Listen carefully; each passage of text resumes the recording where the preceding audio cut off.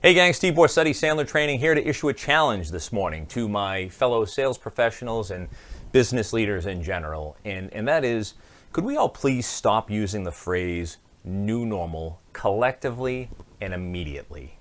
I know our government officials have kind of lulled us into using this phrase very casually, but folks, let's be clear. New normal is financially devastating to a huge number of people in our population.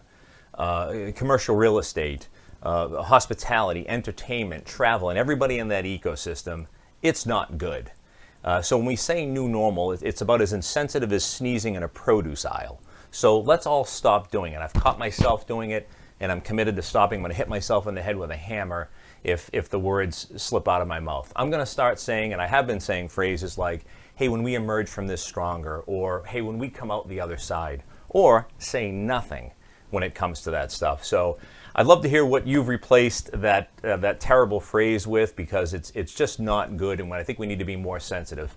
By the way, no one's ever accused me of being overly sensitive, but I think on this front, we just need to watch it, because there's a lot of people that are on the wrong side of this. So hit me up here, let me know what you're replacing that phrase with, and talk to you soon. Thanks.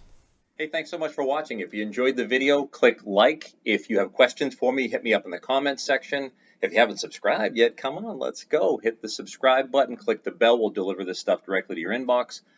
And until next time, gang, just remember, they first have to buy you before they will ever buy your product or service.